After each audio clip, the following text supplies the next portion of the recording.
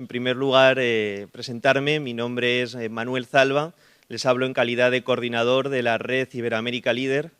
Quiero comenzar mi intervención agradeciendo a Lourdes Rapalín por la organización en conjunto de este primer evento aquí en Montevideo, en el que durante esta semana organizaremos una serie de conferencias en el interior del Uruguay y también el martes aquí de nuevo en el mismo horario. Para mí, personalmente, me llena de emoción estar hoy aquí porque la red Iberoamérica Líder tiene su origen aquí en Montevideo, en Uruguay. Con otros jóvenes uruguayos fundamos esta red de la mano de Martín Elgue y poco a poco fuimos dando los primeros pasos en el fortalecimiento democrático y sobre todo en la importancia que tiene impulsar en la juventud el compromiso político. Los jóvenes tienen que tener mayor compromiso político con la sociedad, con su comunidad, para así ir prosperando en ese sentido. Y en apenas año y medio hemos ido poco a poco dando pequeños pasos y estamos hoy aquí en este primer evento para presentarle la serie de conferencias junto con Gloria Álvarez con el título Populismo versus República. Y en la antesala de su intervención, previo a la intervención de Gloria Álvarez, intervendrán Roel Botari, coordinador general para el Cono Sur de la red Iberoamérica Líder, y el edil departamental Cristian Núñez. Ambos fueron representantes en el primer Parlamento Iberoamericano de la Juventud que desarrollamos en Zaragoza en los días 17, 18 y 19 de septiembre, en el que reunimos 28 jóvenes iberoamericanos en un sistema parlamentario junto con 3 expresidentes de gobierno, el expresidente Lacalle de Uruguay, el expresidente Martinelli de Panamá y el expresidente Calderón Sol de El Salvador. En esa serie de conferencias hablamos sobre la importancia que tiene el impulsar ese compromiso político en la juventud, la situación grave de populismos en la región iberoamericana y cómo desde la juventud poder comenzar a hacer una regeneración en ese sentido. Sin más dilación y para dar comienzo a esta conferencia, le pido que suba al escenario a Roel Botari. Por favor, Roel. Muchas gracias, Manuel, por la bienvenida. Quiero agradecer a todos los presentes por estar aquí hoy y en especial hacer un agradecimiento a Lourdes Rapalín, que gracias a ella tenemos hoy a Gloria Álvarez aquí, a Martín Elgue, que desde que fundamos la red Iberoamérica Líder junto a Manuel, colaboró para que la red tuviera miembros de varios países de Latinoamérica, a Manuel Zalba por darnos la oportunidad de ser fundadores de la red Iberoamérica Líder, y a Gloria Álvarez, por la cual todos ustedes están aquí, que es la estrella que brillará hoy. Bueno, cuando Martín y Lourdes me dijeron que iba a tener la oportunidad de hablar hoy aquí, pensé durante mucho tiempo de qué les podía hablar. Y llegué a la conclusión de que qué mejor que hablarles sobre algo que me apasionara, que realmente amara. Y eso es Uruguay, un país republicano al cual amo y no quiero perder. Hoy Latinoamérica se encuentra bajo la amenaza del auge de los populismos.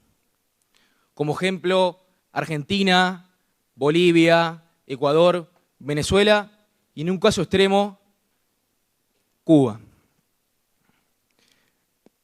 Y bueno, quizás miremos con un poco de lejanía, no solo geográfica, sino también por la vía de los hechos, a esos países populistas, porque bien podemos decir, bueno, a Uruguay le falta mucho para llegar a eso, o aún no pasa ni la mitad de las cosas que pasan en esos países populistas. Pero la pregunta que me quiero formular aquí junto a ustedes es, ¿hacia dónde se dirige nuestra nación? ¿Hacia dónde se dirige Uruguay como país? Y nos encontramos que desde hace ya unos cuantos años venimos sufriendo una pérdida de libertad a través de la pérdida de seguridad. Hemos perdido libertad cuando tuvimos que poner rejas en nuestras casas. Hemos perdido libertad cuando tenemos que contratar empresas de alarmas para nuestros hogares. Hemos perdido libertad cuando tenemos un evento importante, un cumpleaños, y debemos sacrificar a un pariente nuestro que se quede en casa porque hay que cuidar de que no nos la roben. ¿Cuán libres somos? ¿Somos realmente libres? ¿Y qué hay de aquellas personas, familias, que viven en barrios más marginados, más carenciados, en los cuales viven en una total ausencia de la justicia, donde la policía, la salud pública y los servicios no entran por temor a la delincuencia? Hoy los invito a hacer un pequeño ejercicio, que es que comparen el Uruguay de hoy con el de hace 10, 15, 20 años. Háganlo durante 3 segundos y creo que todos llegaremos a la conclusión de que hemos perdido libertades. Lo peor de todo es que lenta, pero progresivamente, esto nos parece normal y nos acostumbramos. Nos acostumbramos a ver diariamente los medios de comunicación que roban comercios, pequeños emprendimientos. Nos acostumbramos a que también diariamente hayan ajustes de cuentas inexplicables, pero totalmente normales. Y esa, estimados compatriotas, no es la normalidad de una república. No nos podemos acostumbrar a eso. Y nos acostumbramos, y nos acostumbramos, y nos acostumbramos. Y nos resignamos. Pero en la república no hay lugar para resignaciones. ¿Cómo nos podemos resignar a la pérdida y la ausencia de libertad y a la ausencia de la justicia? Depende de nosotros elegir, cambiar la realidad, pues la lucha es entre ser esclavos o ser ciudadanos. La lucha es entre vivir en la jungla o vivir en la república. Yo ya elegí. Ahora les toca a ustedes. Muchas gracias.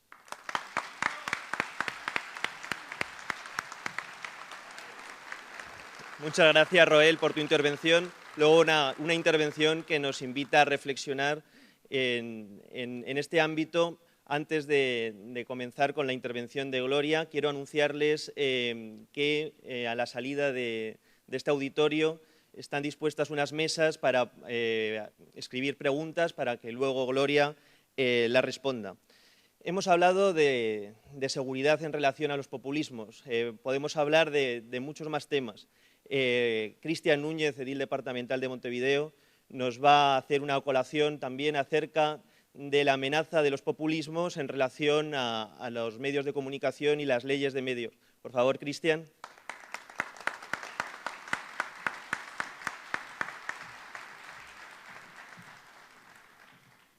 Buenas noches a todos. Antes que nada agradecer la presencia de todos y a Gloria Álvarez, que ha venido de tan lejos justamente para luchar por la causa de todos, que es la causa de la República. También quiero agradecer a Lourdes Rapalín y a Martín Elgue y a Manuel Salva. Creo indudablemente que la política y la actividad social nos hace conocer gente espectacular y que muchas veces compartimos los mismos valores. Quizás a veces no pensamos igual, pero sin duda los valores de la democracia, la libertad y la república son iguales.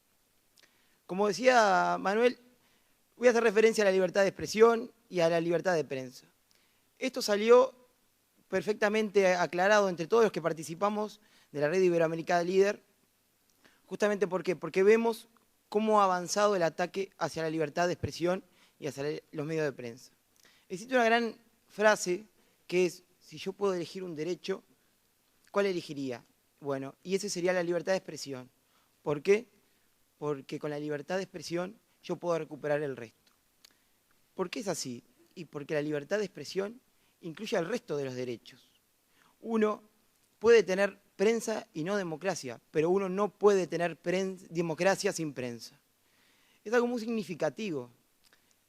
La libertad de expresión y la libertad de prensa es el acceso que deben tener los ciudadanos a poder recibir y difundir la comunicación, recibir y difundir las ideas y los pensamientos. Evidentemente, esto genera temor en todos los gobiernos y principalmente en los gobiernos populistas, que tratan de crear muchas veces ministerios para enmascarar la realidad social. Sin duda, la libertad de expresión ayuda al individuo, ayuda a que progrese como ser humano, ayuda a que piense, se manifieste, a que las ideas de otros lleguen y que por suerte uno pueda compartir, entender que quizás uno no estaba totalmente en lo cierto y poder compartir con otros que piensan distinto y llegar a una conclusión que nos mejore como sociedad. Pero la libertad de expresión y de prensa también es importante para el Estado. Sin duda es importante porque ¿qué sirve? Sirve para discutir las leyes. A veces los partidos políticos tienen mayoría o tienen alianzas que generan mayorías y a veces la discusión en la sociedad de esas leyes hace que no caigan, que los gobiernos no la logren meter. Eso es muy importante.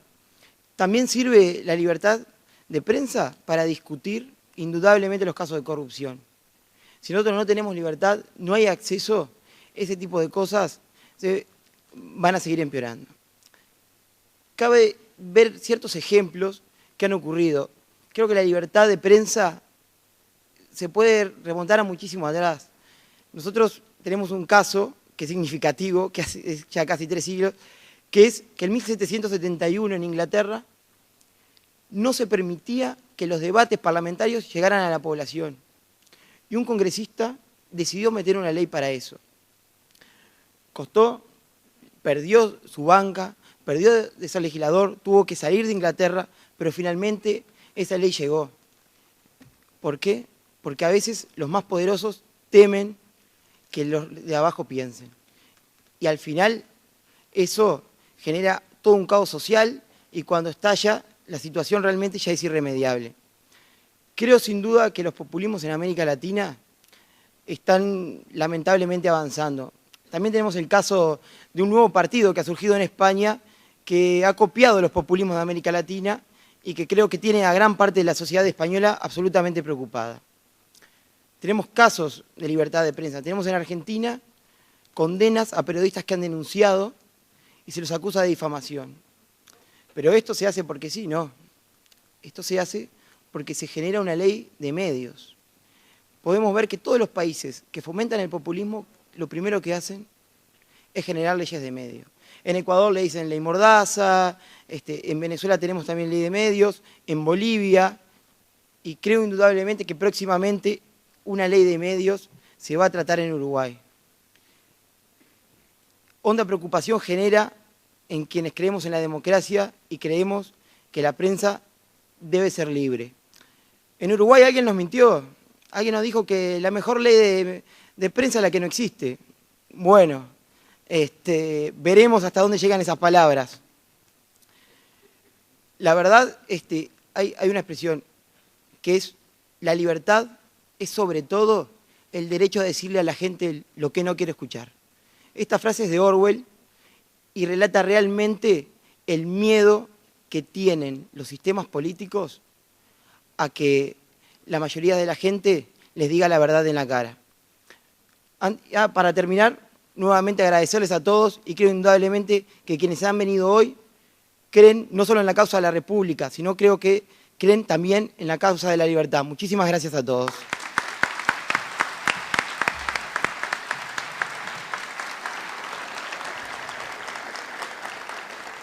Muchas gracias, Cristian. Bueno, Cristian y Robel Bottari fueron delegados por Uruguay en el primer Parlamento Iberoamericano de la Juventud que organizaba la Red Iberoamérica Líder. vinieron representantes de 18 países iberoamericanos, en los que además pues, las intervenciones de ellos en sus respectivos países están teniendo también miles de reproducciones. Pero ¿por qué estamos hoy aquí? ¿Por qué este auditorio está lleno hoy? ¿Por qué lo estará el martes? ¿Y por qué Gloria está recorriendo varios países de la región hablando sobre el populismo?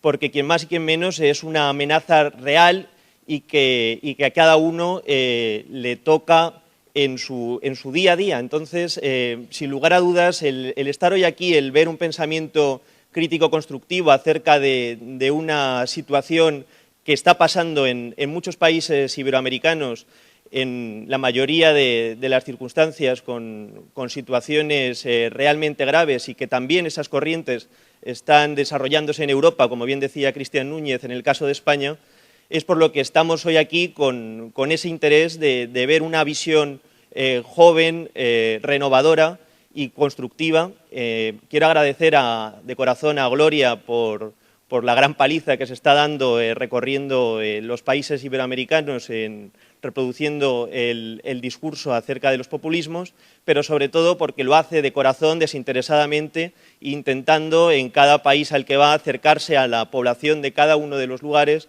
para así intentar dar esa visión en su conjunto.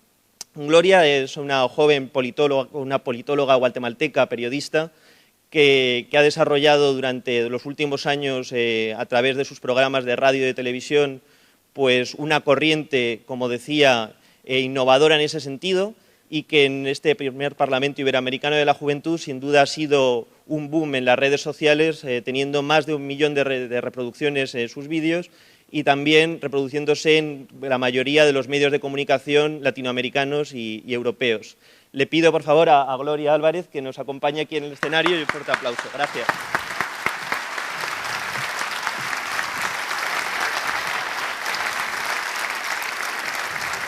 Muchas gracias.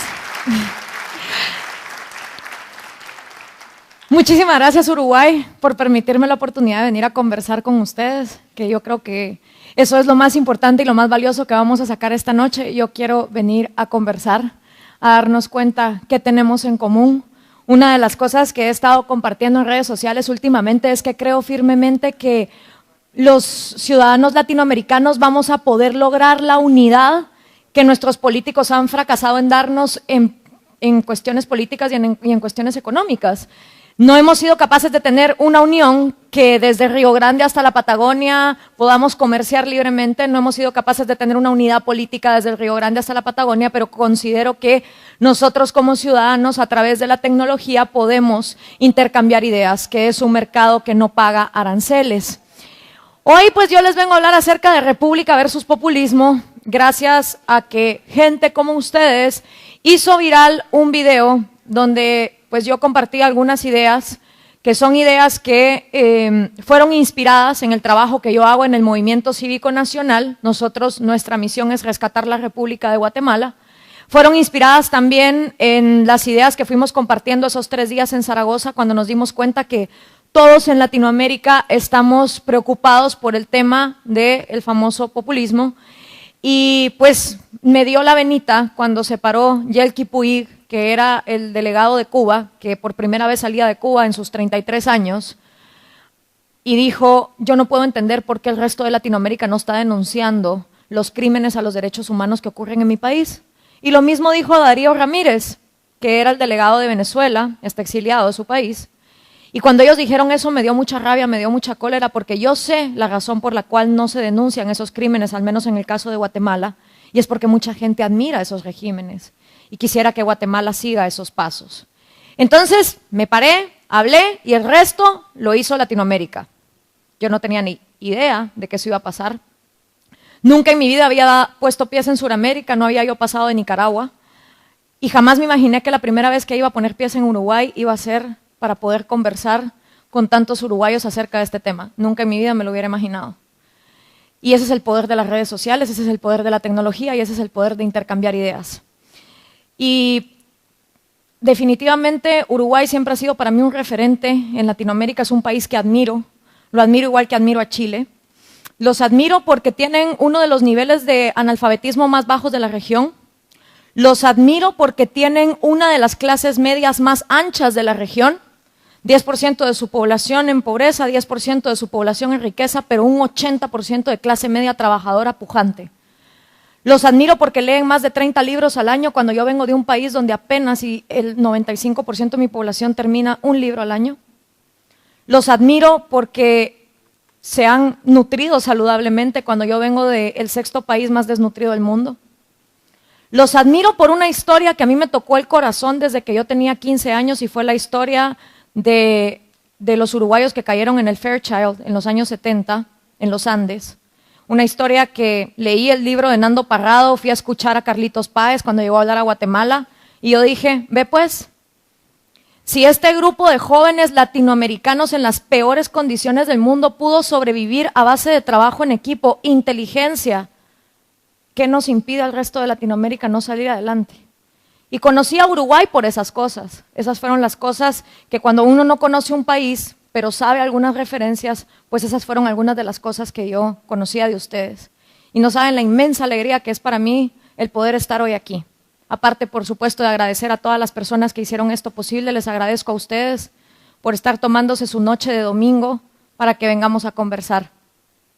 ¿Quién soy? Soy una guatemalteca nacida de una madre mitad guatemalteca, mitad húngara. Mi abuelo salió de Budapest en los años 50 para escapar de la Unión Soviética. Y por el lado de mi padre, mi papá es cubano, originario de La Habana. Mis abuelos también ya nunca volvieron a regresar a Cuba por la dictadura de Fidel Castro, así que se podría decir que llevo en la sangre el antisistema. Más adelante, obviamente, cuando uno crece en la multiculturalidad, aprende que la diversidad es lo más normal del mundo. Entonces esos racismos genéticos y discriminaciones que se viven en mi país a mí siempre me parecieron absurdos. No creo que la gente valga por el paquete en el que viene, ni por su color de piel, ni por su sexualidad, ni mucho menos. Creo que la gente vale por lo que tiene aquí. Y eso fue lo que me enseñaron mis abuelos desde muy chiquita. Mira, niña, ese tipo de regímenes que te quitan la casa, te quitan el carro, te lo pueden quitar todo. Lo único que no te pueden quitar, ¿tú sabes qué? Lo que tengas aquí. Eso no te lo puede quitar nadie. Por eso es importante que lo cultives. Y con esa visión y con un sentido de lo que era la injusticia y la falta de libertad, fui creciendo y me fui encaminando en relaciones internacionales y ciencias políticas. Me fajé para poder ser becada en el extranjero, irme a especializar en desarrollo internacional. Me fui a Bélgica, a la Universidad de Leuven, Bélgica, una universidad donde se graduó Rafael Correa. Y en un punto donde estaba estudiando antropología y desarrollo internacional me dijeron, no entendemos qué es lo que usted hace aquí porque usted no cree en el Estado como promotor de desarrollo. Le dije, no es que yo no crea en el Estado como promotor de desarrollo, pero me rehúso a pensar que un individuo no pueda hacerse cargo de su propia vida y tenga que necesitar de un gobierno que ni siquiera lo conoce para saber decirle por dónde. Regresé a Guatemala desencantada del desarrollo internacional, no quería trabajar para ninguna ONG ni para ningún organismo o agencia internacional porque sentía que estos grandes planes para tratar de ayudar a la gente a salir adelante no funcionan. Desde 1948, mejor dicho, hemos botado a la basura 3.000 millones de dólares. 3.000 millones de dólares en ayuda externa y los niños en mi país se siguen muriendo de diarrea. Entonces, no funciona. ¿Qué es lo que no funciona? Y esa es la pregunta que me ha tenido cuestionando. Y obviamente la pregunta tiene muchas respuestas, pero una de ellas tiene que ver con la institucionalidad que se vive en un país. Y por eso, pues cuando regresé a Guatemala, regresé a la radio y dije, si no puedo hacer desarrollo internacional con ninguna agencia, voy a utilizar todas las herramientas que me fueron dadas para desarrollar individuos a través de la radio. Y desde el año 2010 es lo que he venido haciendo. Y ahora pues que trabajo en el Movimiento Cívico Nacional como directora de proyectos, doy charlas como estas en toda Guatemala, tratando de empoderar a la gente que ha sido manipulada por el populismo. Así que sin más, vamos a arrancar entonces República versus Populismo. Muchísimas gracias por estar aquí y lo que sí espero es al final podamos tener una conversación, que todo el mundo agarre el micrófono, la pregunta que me quieran hacer, yo estoy aquí para contestarla. Uno no viaja 12 horas para luego no poder platicar, eso yo creo que es lo más importante, así que arranquemos.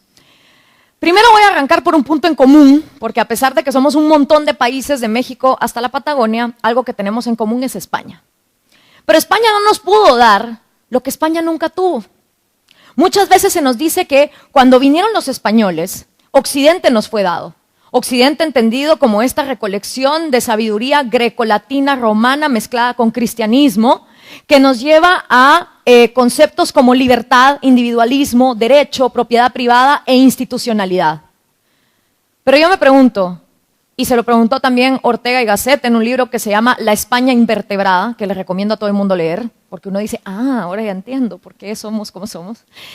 Ortega y Gasset dice que España no nos dio nada de eso, ni individualismo, ni libertad, ni conceptos de propiedad privada, ni tampoco el concepto de productividad a través del trabajo, porque España no tenía esas cosas cuando vino a conquistarnos. España era semifeudal. España nunca logró consolidarse como una nación industrializada cuando vino aquí. El objetivo de los españoles que nos conquistaron eran tres: cristianizar, saquear y conquistar cuanto territorio fuera posible en nombre de los reyes. Entonces, bajo este concepto, la propiedad privada, el individualismo, no fueron temas que hayan sido impregnados en nuestra cultura ni en nuestra forma de pensar.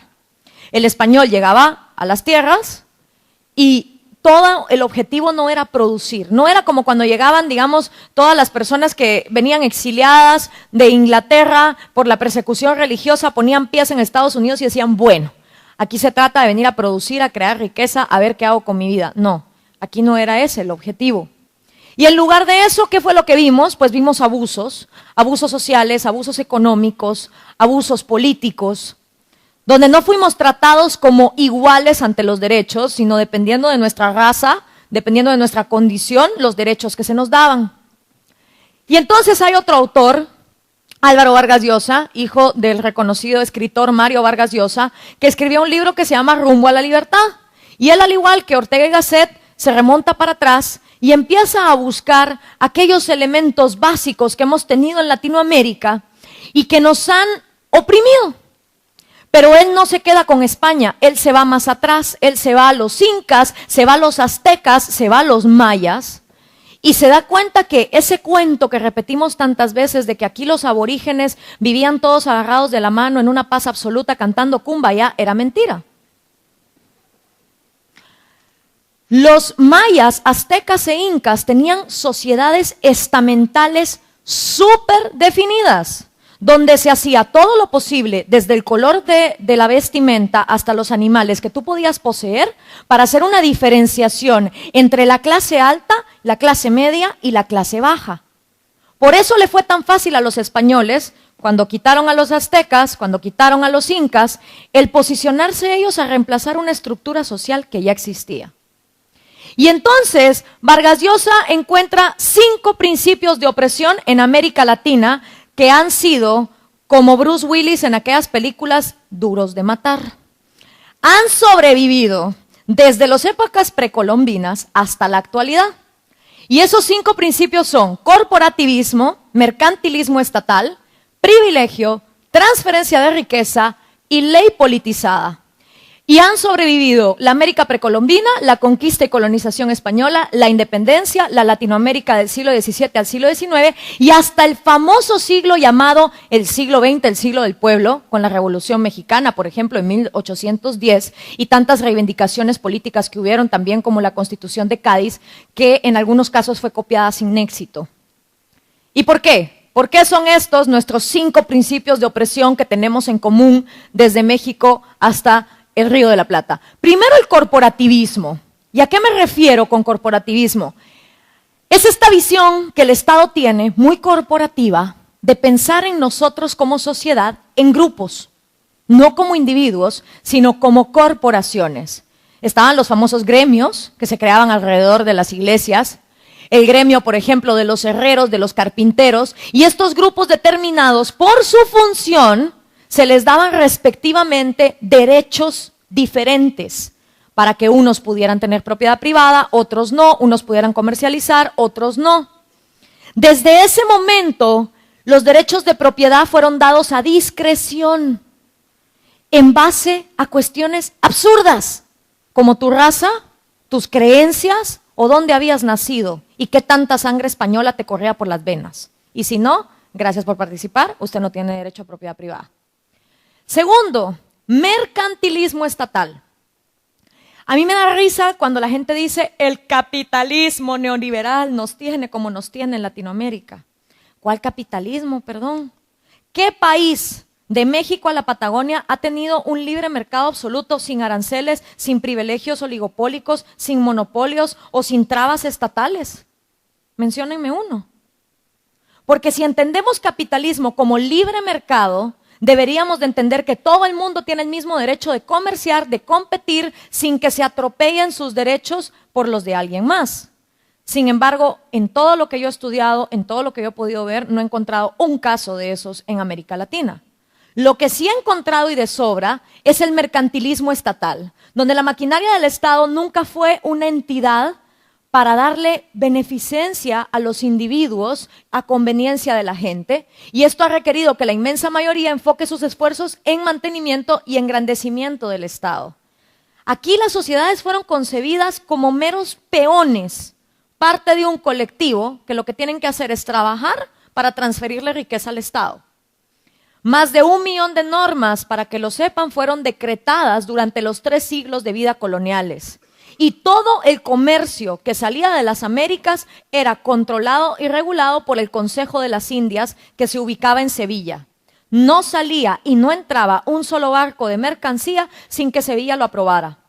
Asimismo, gitanos, judíos, ingleses, alemanes, africanos tenían prohibida la entrada a las colonias españolas. ¿Es eso libre mercado? ¿Es eso libre competencia? ¿Es eso un culto a la propiedad privada y a la productividad? Vale la pena preguntárnoslo. Este legado obviamente aún persiste en América Latina. Luego, el privilegio. Privilegio viene de 2 palabras en latín, que significa privis, de privado, y legum, de leyes. O sea, las leyes de los privados, las leyes para algunos grupos, no leyes generales, no leyes para todos, sino para grupos. Y lo que nos enseña el privilegio es que el noble es diferente del cura, el cura del guerrero, el guerrero del artesano, el artesano del plebeyo y el plebeyo del esclavo. Aquí todo el mundo es diferente, todo el mundo en base a qué hace, dónde nació y por qué nació así. Y así concebimos la América Latina. Eso que está ahí es el mural de Diego Rivera. Me confieso fan de ir a ver Cultura Comunista. Fui a la casa de Frida Kahlo también cuando estuve en México, porque me da gusto ver cómo estas personas que tenían estas mentalidades. Yo hasta parte de mi familia en Cuba, tengo una tía que se volvió miliciana y al final se cortó las venas en el 94 cuando se dio cuenta que todo aquello no había sido lo que ella esperaba. Pero me gusta ver esa cosmovisión. Y ese mural que está puesto en el Palacio de Gobernación de México representa muy bien este privilegio. Ahí están representados campesinos, obreros, capitalistas, curas y toda la diferente sociedad estamental. En este privilegio no se trabaja para subsistir, se subsiste para trabajar para el Estado y sus parásitos. Las personas no trabajan para sí mismas, sino para el mantenimiento de una entidad que las coerce. Pero señores, esto no lo trajo España. Esto lo pudo implementar España más fácil porque ya nuestras civilizaciones pensaban así. Imagínense ustedes que los aztecas le tenían prohibido ciertos colores de vestimenta a las clases más bajas. Y los incas le tenían prohibido a las clases más bajas tener ciertos animales. La discriminación no vino con España, simplemente se mantuvo. Y todo en el sistema económico era diseñado para distinguir a la gente noble de la gente común. Siempre hemos tenido esa obsesión. Luego la transferencia de riqueza. Durante siglos no se pensó en crear riqueza. Aquí no tuvimos gente que manipulara la electricidad, aquí no tuvimos gente que pensara en ferrocarriles, aquí no tuvimos gente que realmente innovara sobre lo que los recursos naturales le daban. Lo que tuvimos fue mucho saqueo, mucho aprovechamiento del recurso natural y las famosas encomiendas donde en una finca te pagaban con moneda de esa finca o de esa hacienda, luego el empleado solo podía cambiarla en la tienda de la hacienda y encima le quedaba debiendo al dueño a fin de mes. ¿A qué hora te da para ahorrar? ¿A qué hora te da para acumular capital y poner tu propio negocio? Te esclavizás de por vida, naces en la finca, te morís en la finca. Y lo mismo va a pasar con tus hijos y con tus nietos. El problema de esto es que la movilidad social se vuelve imposible.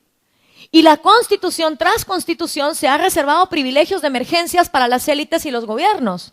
Déjenme contarles que en la Constitución de Guatemala, el artículo 41 dice se respeta el derecho de propiedad privada, pero el artículo 40, o sea, el que viene encima, dice la propiedad privada puede ser expropiada cuando así lo decida el Estado. Va, otra anécdota ya que les gustó esa. El Acta de Independencia de Guatemala fue firmado en papel sellante del rey Fernando VII de España. Ni nuestro propio papel pudimos ir a conseguir. Pero eso no es lo peor. Lo peor es que dijimos, nos independizamos de España bajo 3 condiciones. Número 1, lealtad absoluta con el reino español. Número 2, se mantiene la Iglesia Católica como la única que puede ejercer su libertad de culto. Y número 3, que es creo que la más terrible de todas, permanece el status quo de movilidad social impuesto durante la conquista.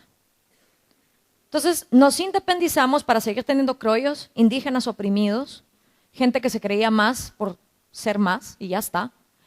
Y obviamente esto también llevó a la mano derechos que no fueron otorgados. En mi país los indígenas no tenían derecho a tener propiedad privada hasta entrado el siglo XX. En mi país los indígenas no podían votar hasta entrado el siglo XX.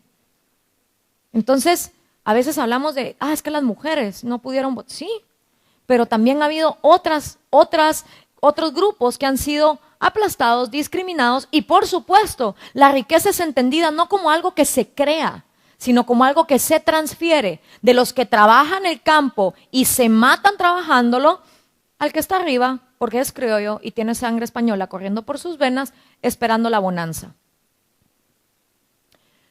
¿Qué produce todo esto? Una ley politizada, donde el rey, el emperador, el cacique maya o inca, todos operan igual. Aunque ya no son designados por Dios o traídos por el cielo como antes se creía, de todos modos se cree que el que reina tiene el poder absoluto sobre la verdad. ¿Sabían ustedes que los incas y los aztecas, cuando pasaba un nuevo líder al poder y llegaban entonces los sacerdotes a darle los anales y le decían, mira, aquí le traigo la historia del pueblo, la leían y decían, eso no me parece. Haceme favor, me lo borras y me vas a contar una historia más bonita. Y así se reescribía la historia una y otra vez, acomodándose a lo que los líderes tenían. Y eso, que conste, no acabó con los caciques mayas. En mi país el conflicto armado se reescribe como a cada quien le da la gana. Y cada quien cuenta la historia que quiere contar. Hasta el siglo XIX tenemos que tener presente que solo el 1 y el 2% de la población en Latinoamérica tenía derecho al voto. Por lo tanto, el 1 y 2% de la población tenía el poder absoluto sobre las leyes, lo cual también significa que tenían el poder absoluto sobre las propiedades, derechos y libertades del otro 98%. La pregunta que nos hacemos es, ¿can we really blame them? Como dicen en inglés. ¿Podemos realmente culpar a la gente que cae ante los populismos? ¿Conociendo este pasado? Los 5 principios de opresión y la república. Me encanta esta frase de Álvaro Vargas Llosa, bastante poética, y dice, las repúblicas latinoamericanas que pelearon y vencieron al enemigo colonial traspasaron una espada a través de un fantasma disfrazado con carne humana. La espada atravesó, la carne humana sucumbió, pero después de la batalla y la furia, el fantasma colonial permaneció intacto. Para el momento en que la sangre se secó, el fantasma se había transformado en republicano. O sea, batallamos, peleamos, dijimos, lloramos y al final quedamos iguales. Y siguieron los 5 principios de la opresión, pasando a una nueva etapa. ¿Pero qué es la ley entonces? Si decimos que la ley no está para darle privilegios a unos y aplastar a otros, ¿qué es la ley? Y aquí me refiero a un escritor que me gusta mucho, me fascina la gente que habla directo y al grano, como Ortega y Gasset, como Bastiat, como Vargas Llosa. Y esta es una frase de Federico Bastiat en su libro La Ley, que tiene 50 páginas, igual que él llegó a 50 años de vida, y dice, la ley no tiene por misión regir nuestras conciencias, nuestras ideas, nuestras voluntades, nuestra instrucción, nuestros sentimientos, nuestros intercambios, nuestros dones o nuestros placeres. La ley no tiene por misión regir todo eso. Su misión consiste en impedir que en estas materias los actos de unos atropellen los derechos de los otros. Esa es la función de la ley. ¿Y a cuánto legislador en Latinoamérica a diario se le olvida esto?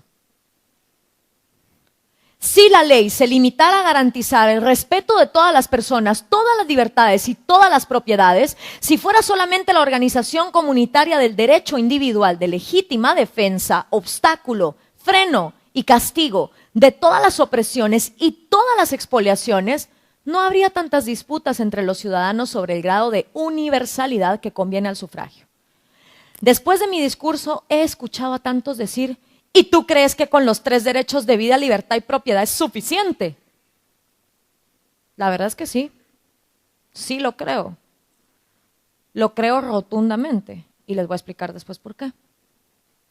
Ahí me voy a enfocar en la 8, que dice: la ley se ha pervertido bajo la influencia de 2 fuerzas radicalmente diferentes: el egoísmo falto de inteligencia y la falsa filantropía. Y aquí me quiero detener. El egoísmo falso de inteligencia.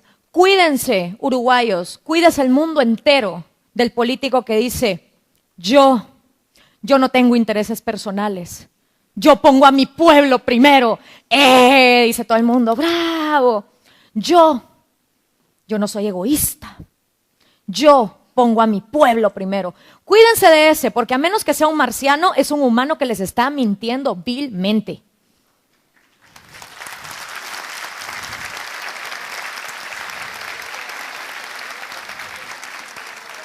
Y les voy a explicar por qué. Porque somos egoístas por naturaleza. Somos egoístas por naturaleza porque realmente en nuestra genética, desde que nacemos hasta que morimos, necesitamos ser egoístas para poder sobrevivir. Todas las formas de vida, delfines, aves, mamíferos, reptiles, tienen ese instinto de supervivencia arraigado. Lo que pasa con los humanos es que nuestro egoísmo tiene que convivir con el egoísmo de los demás, porque somos los únicos seres que nos comunicamos tan eficiente como en la forma en que lo hacemos. Somos los únicos seres capaces de transformar los recursos para formar otros nuevos. Entonces, ¿qué pasa? Muchos de nosotros queremos renunciar a ese egoísmo.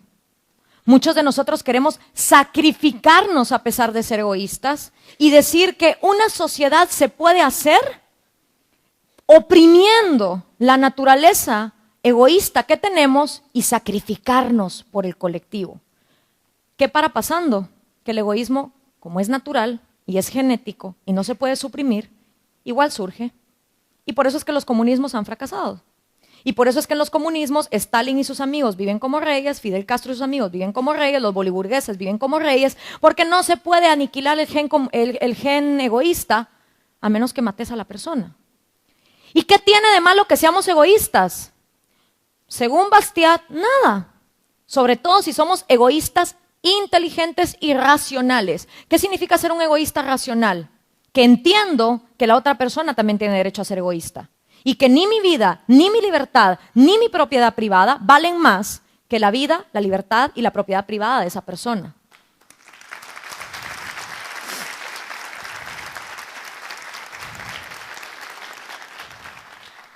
Los egoístas racionales son personas que buscan que todo el mundo sea igual de egoísta en sus propios intereses para entonces tener una sociedad de individuos que pueden darle algo a su sociedad. A mí cuando en Guatemala me dicen los jóvenes, pero es que Gloria, hay que pensar en el colectivo. Por supuesto que hay que pensar en el colectivo, pero si vos como ser humano primero no te educás, no te empoderás y no te autorrealizás, ¿qué le vas a dar a tu sociedad? Crimen, narcotráfico, drogas, maras. Entonces la cosa está en que yo les pongo de ejemplo. Miren, yo saqué mi universidad, regresé a Guatemala y luego fundé desde hace 3 años con 5 amigos una fundación de reforestación, porque sí, uno puede ser libre mercado y querer cuidar el planeta, sobre todo los que somos más racionales y sabemos que todo lo que le sacamos al planeta lo debemos compensar para poder seguir produciendo. Y fundamos Plantemos 1000 árboles. En lugar de ir a manifestar y a lloriquear ante el Ministerio de Ambiente de Guatemala, que igual no iba a hacer nada, decidimos nosotros, bueno, si aquí no es prohibido sembrar árboles, ¿o sí? Sembremos árboles.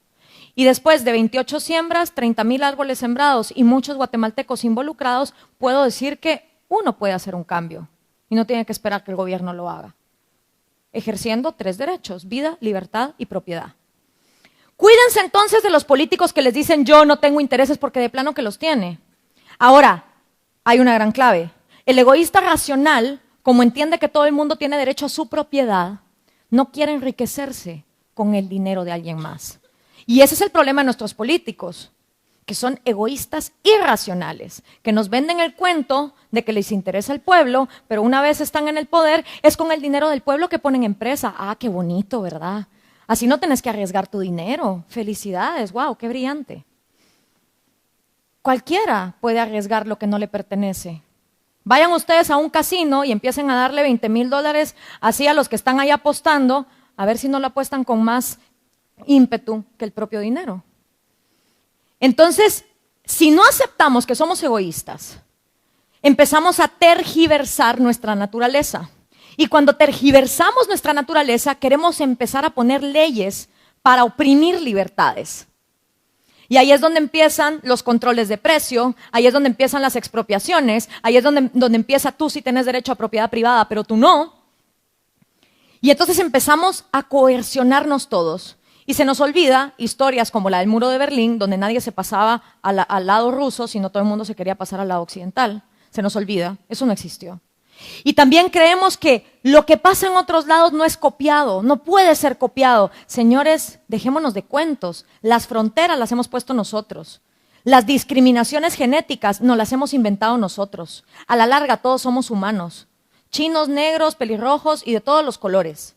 Y así como un humano cuando es motivado para hacer el bien, hace el bien, un humano cuando es motivado para hacer el mal, hace el mal. Y cuando las leyes de un país te premian por ser un mediocre corrupto, la mayoría de la gente va a querer ser mediocre y corrupta. Y cuando las leyes te premian... Gracias.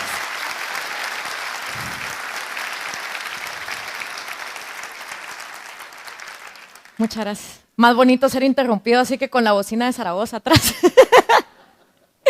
Y cuando las leyes te premian para ser una persona productiva, pues también te comportas así. Miren, libros como El hombre en busca del sentido de Viktor Frankl nos enseñan que la esencia mental del ser humano es la misma, no importa cuál sea nuestra creencia, nuestra identidad. Pero para eso nosotros como individuos tenemos que decir sí, ¿verdad? Es que al fin y al cabo debajo de la piel los esqueletos son todos iguales. Y cuando entendemos eso, entendemos que no se trata de copiar modelos, se trata de entender la naturaleza humana y en lugar de querer ir contra la naturaleza humana, buscar un sistema que haga que la naturaleza humana conviva en paz y en libertad. Y yo por eso es que le apuesto a la República. La ley ya no prohíbe, decía Bastiat en 1850 en Francia, sino prescribe. Reemplaza la voluntad propia y la incisiva propia por la voluntad y la incisiva del legislador. Ya no hace falta que los hombres consulten, comparen o prevean. La ley hace esas cosas por ellos. ¿Cuántos jueces no tenemos de, mire señor juez, pero aquí están las pruebas de que él es culpable? No importa, la ley es la ley y la ley dice que esto. Entonces, ¿para qué está ahí? Pintado para memorizar leyes y no tener juicio propio. Y a eso es a lo que hemos llegado. Y abajo dice, el gobierno voluntariamente se responsabilizó de todos los sufrimientos de la nación, de todos. El remedio que nos proponen es ampliar hasta el infinito el dominio de la ley. Pero si el gobierno responsable de todo no consigue elevar los salarios, socorrer a los menesterosos, indemnizar a los trabajadores, dotar de herramientas a todos los obreros, otorgar créditos gratuitos a todos los artesanos, espiritualizar y santificar el alma de los pueblos, y fracasa en todo eso, inevitablemente se desembocará en una revolución del pueblo descontento. Por eso, la mejor manera de evitar revoluciones es evitar que el Estado se responsabilice de todos los sufrimientos de la nación. ¿Qué pasa si un padre de familia le dice a su niño, si me sacas buenas notas, te voy a llevar al parque de diversiones? Y viene el niño y empieza a estudiar. Papi, mira, ya, saqué buenas notas. Buenísimo. Y no lo lleva al parque de diversiones. Al siguiente año, si sacas buenas notas y pasas el año, te voy a llevar al parque de diversiones. Y viene el niño y se esfuerza. Y no lo llevan. ¿Qué pasa si al tercer año el niño vuelve a esforzarse y el papá no lo lleva al parque de diversiones? Le hace un berrinche terrible y en su vida vuelve a sacar buenas notas. Es lo que está pasando con los pueblos latinoamericanos. Los gobiernos prometen, prometen, prometen y todos decimos, bueno, vamos a hacer un esfuerzo, vamos todos a trabajar, todos a pagar impuestos, todos a ser mejores ciudadanos. Y cuando volteamos a ver, el gobierno se robó todo y cuando llegamos y decimos, ¿y mi parque de diversiones?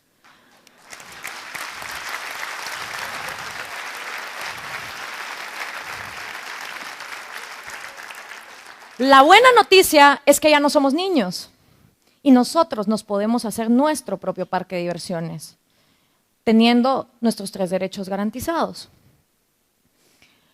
Este es el credo del Movimiento Cívico Nacional. Yo lo pongo ahí por si queda alguna duda de por qué hacemos lo que hacemos y por qué emprendemos en lo que emprendemos. Y obviamente pues creemos en el Estado de Derecho, en la libertad como el ideal máximo, en el respeto a la propiedad privada, vida y libertad como condición esencial para el ejercicio de nuestros derechos, en la separación de poderes, control recíproco, elección democrática, transparencia del gasto administrativo, fiscalización del gasto público. Creemos en la participación activa de cada uno de nosotros, basada en el respeto a las instituciones, la defensa del Estado de Derecho y en que unidos podemos rescatar la clase política de nuestro país. Más adelante les voy a contar del movimiento. Entonces, tenemos la república y tenemos el populismo. ¿Qué nos da la república? Diálogo. Es básico y fundamental en una república que se argumente con ideas comprobables y basadas en la racionalidad. Y si la racionalidad nos dice que la naturaleza del hombre es ser egoísta, más nos vale aceptarla en vez de estarla tratando de cambiar a costa de vidas y a costa de masacres. Meritocracia. Y la meritocracia no es dinerocracia, es el mérito y la capacidad mental que venga en cada uno de nosotros. Y eso lo demuestra cada uno. Yo no creo en las cuotas, ni de mujeres, ni de indígenas, ni de jóvenes.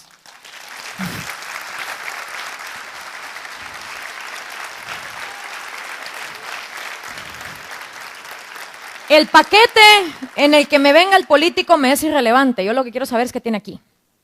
Y eso es lo importante. Es que viera, es tan buen tipo, es que qué guapo, voy a votar por él, dicen las señoras del mercado. Pero señora, ay, pero es que me cae bien tan simpático. Así pasaba con Alfonso Portillo, historia real, asesinó a 2 en México, todas las mujeres locas por él, y luego cuando regresa a Guatemala dice, y maté en 2 en México, y por ustedes serían 5,000, decía toda la gente, y uno así como, madre santa, ¿verdad? Entonces pasa.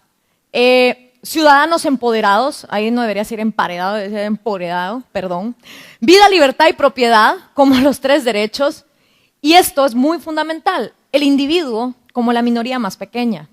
A mí me da risa la gente que dice, los derechos de las minorías. Bueno, empecemos por la minoría más chiquita, que es el individuo. No, derechos individuales, no. Perfecto. ¿Y qué te da el populismo? Obviamente te manipula. Porque es como, a ver, ¿cómo te seduzco? Con la bolsita, con la gallina, con el cochito, con lo que sea, dame el votito, perfecto, vamos bien. 0 racionalidad.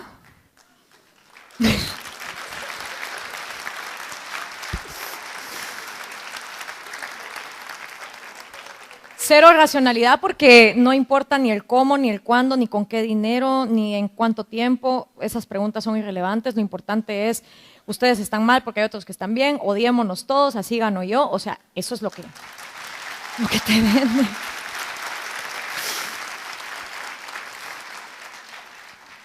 Obviamente la corrupción necesita ser permitida, y voy a explicar más adelante cómo la corrupción es la gasolina del populismo, y 0 institucionalidad. Ahora, ¿por qué la insistencia con la república y por qué la insistencia con vida, libertad y propiedad?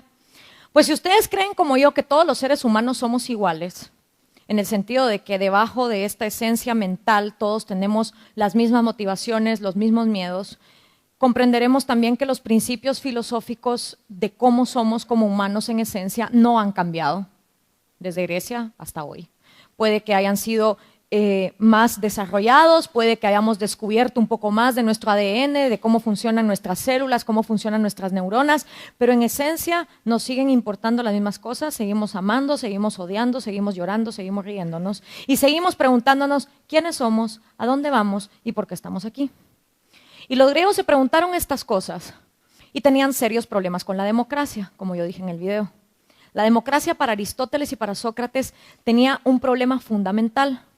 Y empezó cuando en Grecia se empezaron a exigir más privilegios. Los griegos entendían que cuando uno nace con su vida, porque obviamente estás vivo, entonces en el momento que estás vivo tenés derecho a que nadie te mate, ya estás vivo, lo lograste. La segunda es tu propiedad, y tu propiedad, lo dije en el video y lo vuelvo a repetir, empieza con tu cuerpo y con tu mentalidad.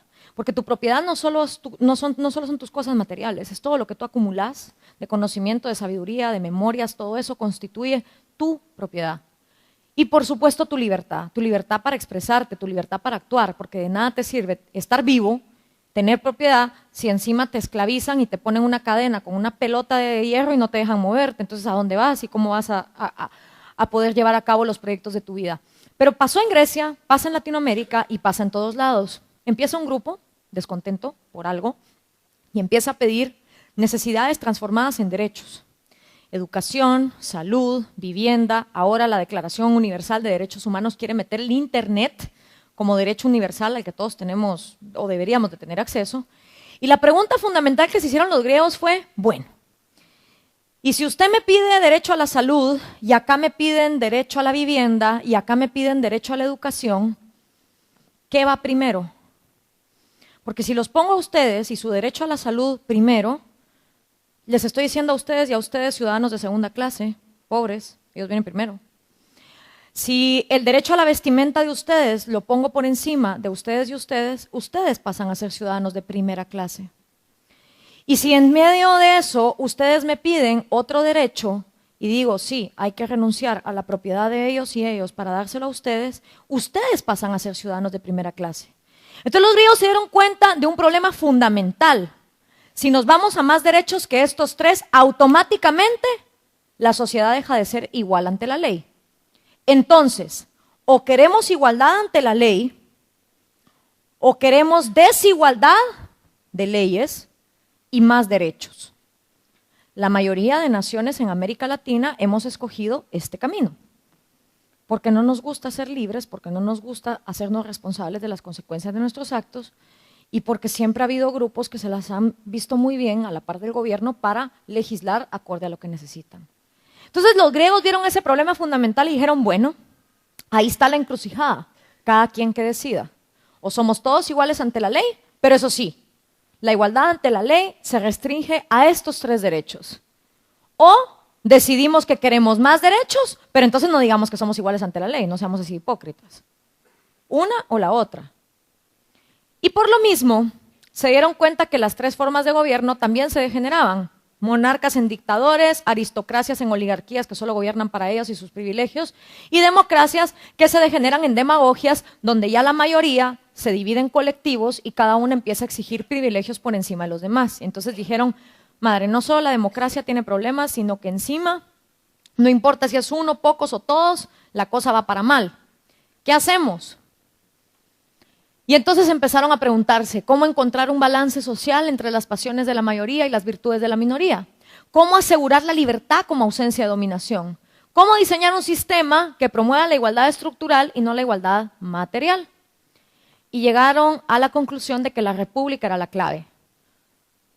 Un gobierno mixto, donde tenés representado a cada uno, como yo digo en el video, el monarca en la forma del presidente, el parlamento representando a la aristocracia, pero ya no solo a la aristocracia, parlamentos como el de ustedes, bicamerales, por ejemplo, tienen una parte del Senado donde hay intelectualidad, donde se debaten ideas, donde se debate la ciencia, la economía, etcétera, y una Cámara de Comunes donde también está representado el trabajador, la clase media, el carpintero, el herrero, el maestro, el artesano, etcétera. ¿Cuál es el objetivo? Que estos dos dialoguen, que estos dos tengan un debate de ideas y se llegue entonces a legislar para respetar el derecho de todos los grupos. Y por último, la democracia. Y la democracia entendida como un teléfono a través del cual el gobernado le dice al gobernante, disculpa, pero eso que estás haciendo no va conmigo, entonces lo vas a cambiar. Porque aquí ya no vivimos en monarquías, donde por sangre vos tenés el derecho absoluto, no. Entonces, la república, con 3 pesos y contrapesos y un sistema judicial eficiente, logra que haya un balance en estos 3 poderes y que estos 3 poderes también se equilibren. Calificación de los gobernantes es clave, y por eso es que entonces la rotación del poder, aspirar a que los mejores gobiernen, la meritocracia también es clave, y una ciudadanía activa y participativa en las decisiones públicas, que también es clave, y eso se nos olvida, porque creemos que vamos a votar y bueno, Dios país, ahí te veo dentro de 4 años, que te gobiernen bien y nos vamos. No, no podemos hacer eso. Tenemos que ir a votar y luego vigilar todos los días. Y entonces, ¿por qué el populismo es la contraparte de la república? Porque el populismo no entiende que el gobierno está para arbitrar libertades. El populismo no entiende la concepción de un Estado como alguien que está para dirigir a la sociedad, sino lo entiende como que el gobierno es la causa y el efecto último de todo lo que sucede en la sociedad. Usted existe para su gobierno, usted existe para que el Estado bolivariano, o como le quieran poner, subsista, para unirnos todos ante la revolución y la causa. Y uno se pregunta, bueno, ¿y cómo sabemos que cada individuo quiere la misma revolución, la misma causa, y por qué todos deberíamos de querer la misma? Los populistas basan su discurso en la dicotomía de pueblo y antipueblo. Nunca nos dicen quién es pueblo y quién es antipueblo, porque no es como que pasen una lista con todos los ciudadanos diciendo, bueno, aquí les va la lista del pueblo, aquí les va la lista del antipueblo. No, solo son 2 conceptos que no nos dicen absolutamente nada, más que nos justifican odios irracionales entre nosotros para decirnos, hay un lado que está bien y hay un lado que está mal. Entonces, bajo esta concepción donde nadie sabe en qué lado está, el pueblo representa el sumum de las virtudes. El pueblo nunca se equivoca. O sea, a mí me dan ganas de decir, bueno, ¿y dónde vive el pueblo? Como para irle a tocar la puerta y preguntarle qué piensa. El pueblo es desinteresado, siempre. Excepto que sean láminas, fertilizantes, gallinas, pero desinteresado. Honrado, inocente y dotado de un instinto político infalible. Nadie mejor que el pueblo sabe quién es el pueblo. Y luego está el antipueblo, que también sabe quién es el antipueblo. ¿Dónde está esa nave espacial imaginaria, pueblo y antipueblo, para irlos a consultar? No, nadie sabe. El antipueblo es la causa de todos los males. Es que aquí estamos así por los yanquis, aquí estamos así por los españoles, aquí estamos así por los indígenas, por la oligarquía, por quien sea. Hay que echarle la culpa a alguien, eso es típico del populista. Y mejor si es un enemigo extranjero, así mejor todavía.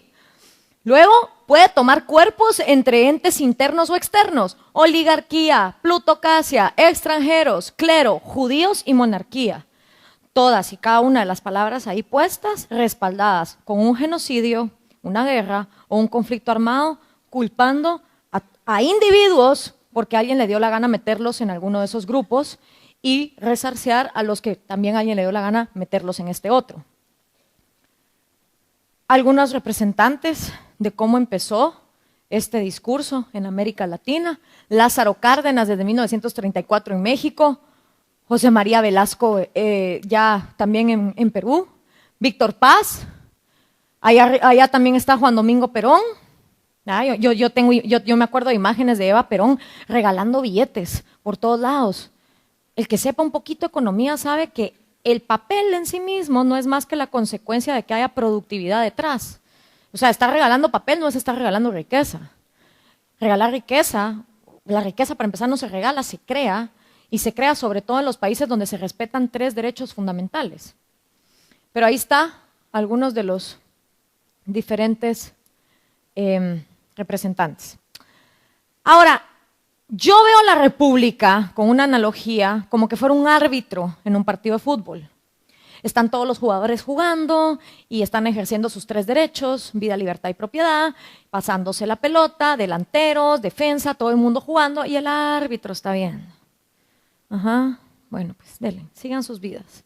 Y de la nada, alguien viene y le patea la propiedad privada a alguien le mete una zancadilla a la libertad de alguien y alguien le mete mano a la propiedad privada o a la vida de alguien. Entonces viene el árbitro y pita, va. ¡Pip! Vengan para acá, señores. Lo sienta en un juzgado. Usted, ¿por qué le quitó la propiedad a este? Usted, ¿por qué estafó a este? Usted, ¿por qué cometió esta injusticia contra este? Cada uno da sus razones. Los jueces votan. debido castigo, resarcimiento para la víctima, continuemos con el juego. Y sigue la República. Y cada uno ejerce su libertad y está jugando. Así es como la República, o por lo menos una analogía que me sirve a mí para explicar qué significa gobierno para una república, un árbitro, donde cada uno usa sus libertades. Mientras que para el populista, el gobierno no es el árbitro.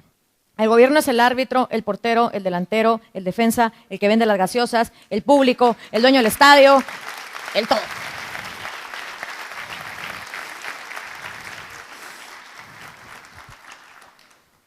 Lo quiere hacer todo y por eso no para haciendo nada. ¿Y será que quiere hacer todo porque nos quiere tanto? No sé, yo tengo mis dudas, pero ahí les voy a enseñar más tarde por qué. Pero entonces esto sirve para explicar cuáles son las diferentes cosmovisiones. Ahora, la gasolina del populismo es la corrupción.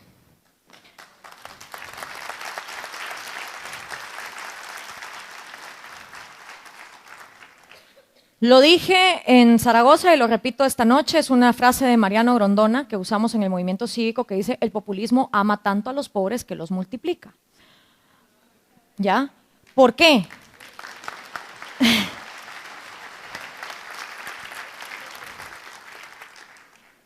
El populista no te quiere sacar de la ignorancia ni la pobreza porque en el momento en que lo hace, llega con la gallina y tú ya no la vas a querer.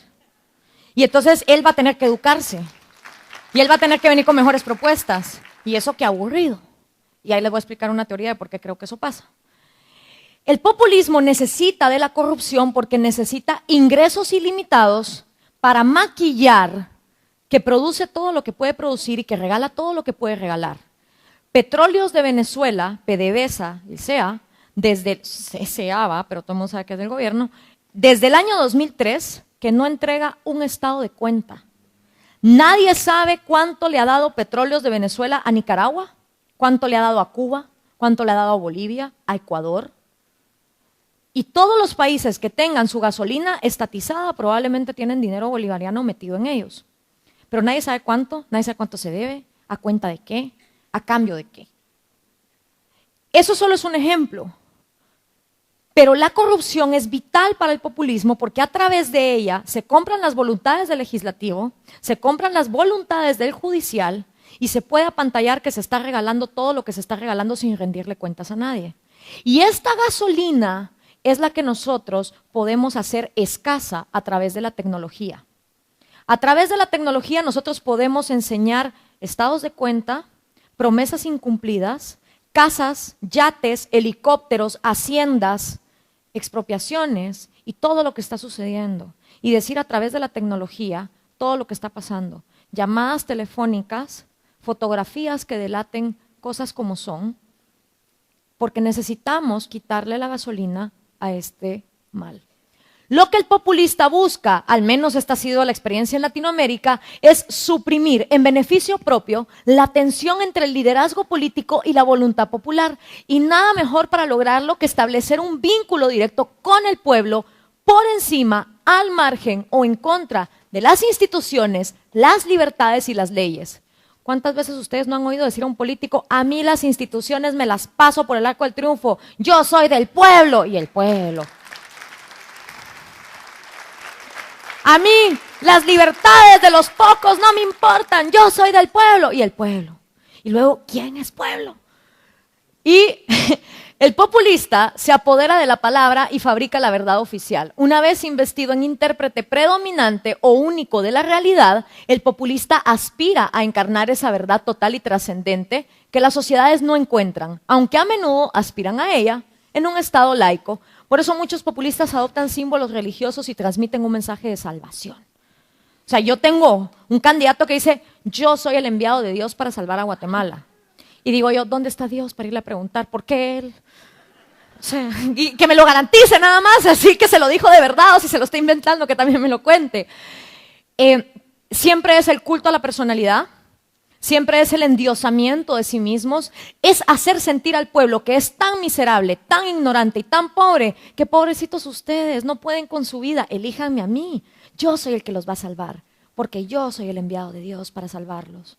Y el populista se presenta ante el pueblo como este único única respuesta para que haya progreso, para que haya paz. Y la gente se lo cree, porque ¿saben cuál es el peor daño psicológico que el populista hace? A la psicología de nuestros pueblos. En la mentalidad del latinoamericano que se ve ante un populista, dice, sí, tiene razón este tipo, yo no puedo solo, yo no puedo contra todo este aparato que me está oprimiendo y me está dejando pobre, y yo soy tan miserable, tan ignorante, pobrecito yo, que lo necesito a él. Y entonces tenemos generaciones de individuos inseguros de sí mismos, que no tienen autoestima y que encima se creen que ese personaje les importa un bledo, su futuro y su destino. Y este es el círculo del victimismo que permite el populismo. Y permítanme explicarles. Empezamos allá, luego de la flecha naranja, donde dice educación de victimismo. Uno ve a las madres de familia en las épocas de graduación de colegio preocupadas de, ay, a ver, mijito, cómo te queda el traje, la corbata, el pelo de la niña, el vestido. Pero ¿cuántas madres se meten a indagar el libro de historia de sus hijos para saber cuál es la historia que les están enseñando? ¿Cuál es el cuento que les están contando?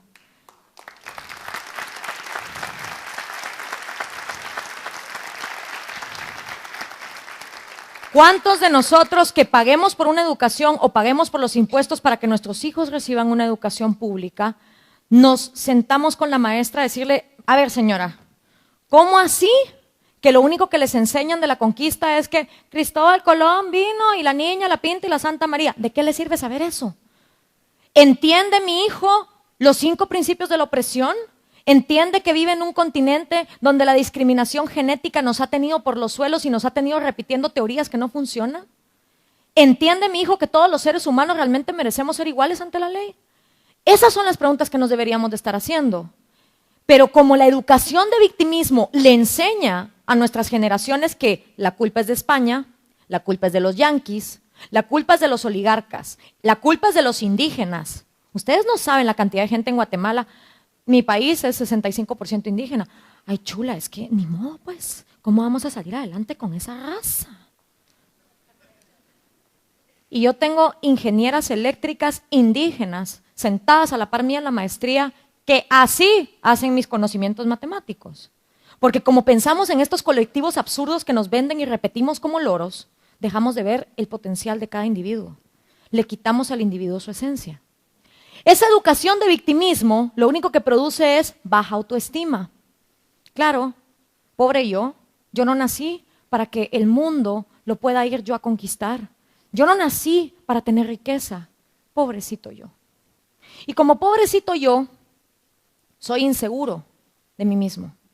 ¿Y qué pasa con la gente insegura? Es incapaz de tomar decisiones. ¿Será que pido un trabajo o no lo pido? ¿Será que aplico a una beca o mejor no aplico a una beca? ¿Será que debería de ir aquí o debería de ir allá? La gente insegura es capaz de tomar decisiones. Y cuando somos incapaces de tomar decisiones, le tenemos pánico a tomar riesgos. ¿Y qué se necesita para ser un empresario? ¿Qué se necesita para crear riqueza? ¿Qué se necesita para crear empleos? ¿Tomar riesgos o no? Porque nadie, ni Thomas Alva Edison, cuando estuvo 92 veces tratando de que el foco le encendiera, tenía el éxito garantizado. Ni sabía que hoy, gracias a su genialidad, íbamos a tener toda la electricidad que estamos teniendo. Y él tampoco lo hizo para eso. Acordémonos que somos egoístas. Hacemos las cosas porque nos placen. Los efectos positivos que tengan, eso ya viene después. Pero el punto es, la gente que ha tomado riesgos en la vida no es porque de antemano haya tenido el éxito garantizado. Y como estamos creando un círculo de victimismo con baja autoestima, con inseguridad, la gente le tiene pánico a tomar riesgos, mucho menos riesgos económicos. De decir, es que para poner una empresa tengo que poner capital. Uy, ¿y si lo pierdo? Ay, no, mejor no me atrevo. Ay, no, mejor no. Y se les va la vida sin tomar decisiones. Pero hay una alternativa. El gobierno, como mina de oro. Tin, tin, tin, tin.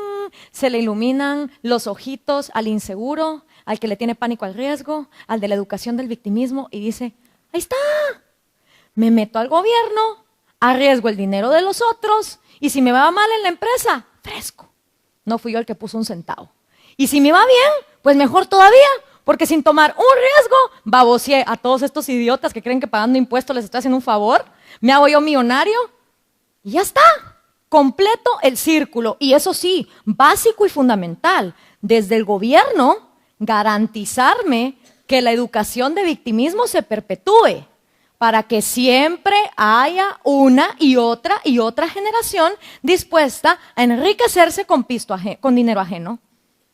Porque qué rico va, qué rico es no hacerse responsable de las consecuencias de nuestros actos, qué rico es hacer empresa con el dinero de alguien más. Eso es lo más sabroso del mundo, pues.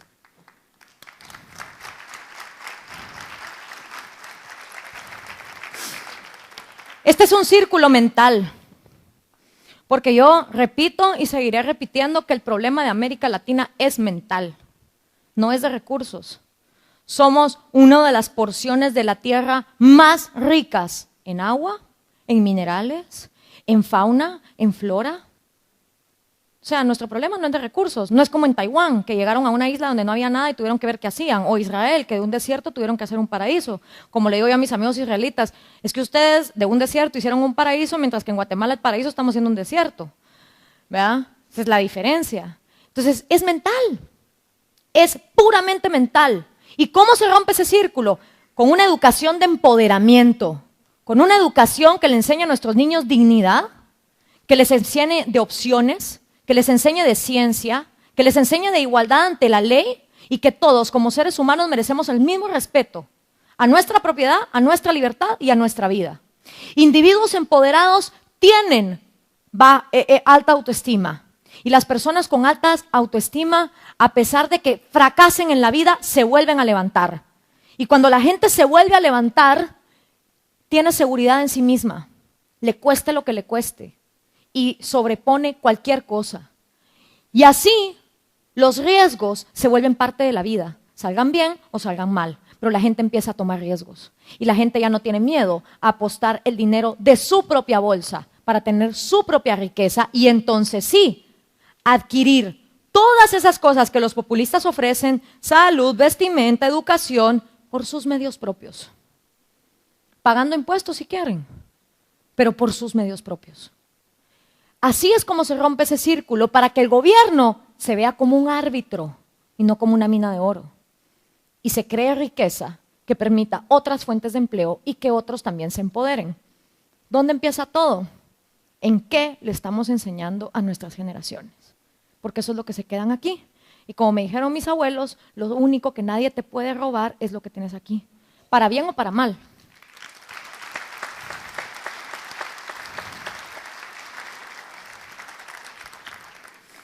El planeta, esta pelota azul flotante, ha existido con los mismos recursos, la misma cantidad de agua, la misma cantidad de oro, la misma cantidad de plata.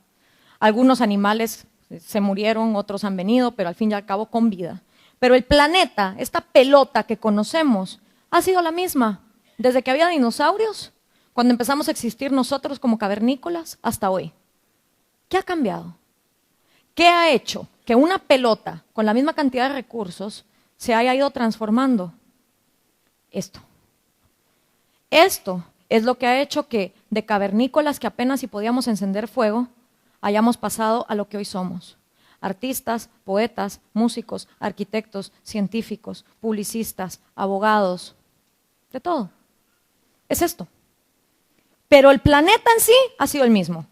Más que un otro meteorito que nos ha caído de vez en cuando, pero lo mismo. Se nos olvida. Se nos olvida que lo que tenemos lo hemos transformado gracias a esto. Y claro, con eso viene la responsabilidad también de cuidarlo. Esa es la pirámide de Maslow. La pirámide de Maslow nos enseña que hay pasos en la vida para poder uno autorrealizarse. Las personas que no tienen que comer, pues difícilmente se van a poner a filosofar, ¿una república? ¿Una monarquía? ¿Una democracia? Pues no, si uno no tiene comida, no le podemos pedir a la gente que se ponga a filosofar. Y por eso es que cae responsabilidad en la gente que sí hemos tenido oportunidades en darlas a conocer, bajar a tierra los mensajes, porque otra cosa que han hecho nuestros líderes es ponernos unas leyes complicadísimas, un sistema que nadie entiende. Leer una ley en Guatemala es lo peor, se los juro. Uno agarra eso y empieza a tachar el palabrerío innecesario y luego de 20 hojas de estar tache y tache. Ah, ya entendí lo que esta ley quiere. Y luego leyes redundantes. Hagamos ley para el femicidio. Bueno, ¿y no hayas prohibido matar? Sí, pero para no matar mujeres. Ah. Hagamos ley antimaras. Pero las maras lo que hacen es asesinar y robar y eso no está ya prohibido. Sí, pero es que las maras son un problema grave. Ah, y entonces tenemos un aparato burocrático de 340,000 funcionarios públicos en un país de 14 millones.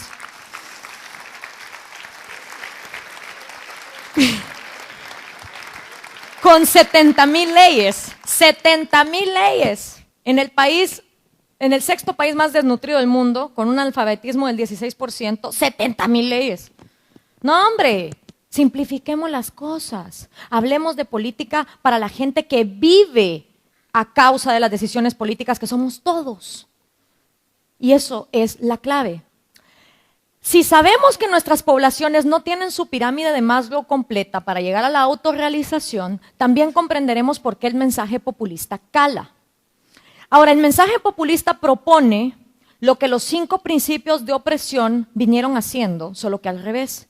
Cuando vimos la historia de Latinoamérica y los 5 principios de opresión, vimos que la riqueza iba de los de abajo que trabajaban a los de arriba que no hacían nada. El populista propone que de los de arriba se pase a los de abajo.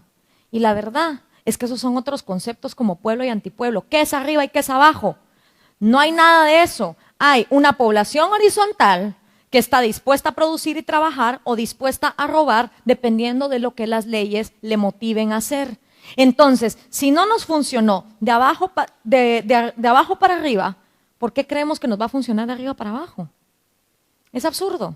Son ciclos que repetimos una y otra vez, y lo único que vamos haciendo es cambiando de élite. Y los que antes estaban abajo, cuando están arriba, son igual de abusivos, y luego los botan, y luego vuelve otra vez, y así, una y otra vez. Eso no nos va a llevar a ningún lado. Esa concepción de que la riqueza es un pastel que hay que dividir y repartir, no nos va a llevar a ningún lado, porque está demostrado, ya se los dije, la pelota azul, la mente, la transformación de recursos, todo está en nuestra cabeza. Entonces, aquí está el votante, y el votante se pregunta cada 4 años, cada 5 años, cada 6 años, dependiendo de qué le toque, ¿por quién voto? Por un lado está el populismo. Populismo me da lucha de clases, me hace sentir que no es mi culpa estar mal, y me dice, como dice el cartel, cuando el rico le roba al pobre se llama negocio. Cuando el pobre pelea por recuperarlo se llama violencia. Y siempre es, yo quiero el lado del pastel, yo quiero el lado del pastel, en vez de decir, señores, todos pueden crear riqueza. Déjense de pelear. Solo respétense y cada quien salga adelante. Pero el populismo te da eso. Y lo otro que te da es un bien material inmediato. Y aquí vuelvo y pregunto, ¿podemos realmente culparlos? ¿Podemos realmente culpar a la población que tiene un hijo preso y que el juez les está pidiendo X cantidad de dinero con tal de sacarlo? ¿Una madre que fue incapaz de llevar a juicio a un padre irresponsable que no le pasa pensión? ¿Una persona que está presa por causas injustificadas y que le atrasan el juicio y el abogado le pide más y más dinero? ¿Podemos realmente culpar a la gente que acepta la gallina, la bolsa, la lámina, el fertilizante, cuando por otro lado el gobierno no les hace ni les da justicia porque no tienen dinero? Yo me pongo en esa mentalidad y digo, si tengo a mi hijo en la cárcel, el juez no me lo quiere sacar y estos desgraciados siempre roban, pues por lo menos les voy a aceptar la lámina, pues, les voy a aceptar el fertilizante, lógico. La gallina, lo que sea, por lo menos algo les saco. Esa es la mentalidad. Por lo menos a estos desgraciados algo les saco. Igual van a robar, igual no me van a hacer caso, igual no me van a dar justicia, pero algo les saco. ¿Realmente podemos culparlos? Y por otro lado está la República. Entonces, el reto del movimiento cívico nacional, lo que yo hago todos los días, es con esa pirámide y sabiendo perfectamente que la mayoría de la gente no la tiene hasta arriba, el también apostar a que el que uno no tenga la plata en la bolsa que uno quisiera no quiere decir que uno tenga impedida la cabeza como para poder pensar en un mejor futuro. Yo le apuesto a eso. Y entonces, el reto es llegar con la señora que tiene los 2 trabajos, que el marido que se le fugó nunca le paga la pensión, que está tratando de sacar a sus hijos adelante, sentarle y decirle, a ver señora, ¿cómo le explico yo que si usted le acepta la bolsa, la gallina o el fertilizante a este gobernante, está bien, usted va a tener su bolsa, su gallina y su fertilizante, pero dentro de 16 años su hija también se lo va a tener que aceptar. Y luego su nieta. Porque lo que al populista le conviene es que gente como usted se multiplique para que sigan votando por él. Entonces, señora, ¿cómo yo le explico que si usted vota por una república, usted lo que va a tener son instituciones? ¿Qué? Mire pues, justicia. ¿Ya? Justicia.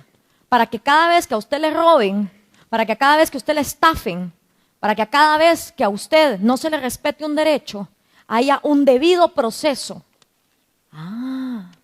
Y entonces usted me está queriendo decir que con eso entonces yo puedo, así como hablaba Cantinflas, ¿va? Usted me está queriendo decir que entonces yo con eso yo puedo venir y poner un juicio en contra de mi marido ese que se fue a los Estados Unidos y me dejó bien fregada. Sí. Y entonces, señora, con un sistema de debida institucionalidad, cuando usted se suba a un bus ya no la van a matar por un teléfono celular. Cuando usted camine por la calle va a tener la tranquilidad de que no va a ser violada. Cuando usted vaya a sacar un trámite burocrático, va a tener la garantía de que no le van a pedir más dinero para sacárselo más rápido, porque de eso se trata la institucionalidad. Pero para eso usted me tiene que votar por una república. ¿Y sabe qué va a ser lo más bonito? Que usted hoy necesita un chancho, usted hoy necesita una gallina, usted hoy necesita un fertilizante, pero con las oportunidades que garantiza un sistema de seguridad y de justicia, tal vez su hija pueda llegar a la universidad, tal vez su hija pueda llegar a ser un médico.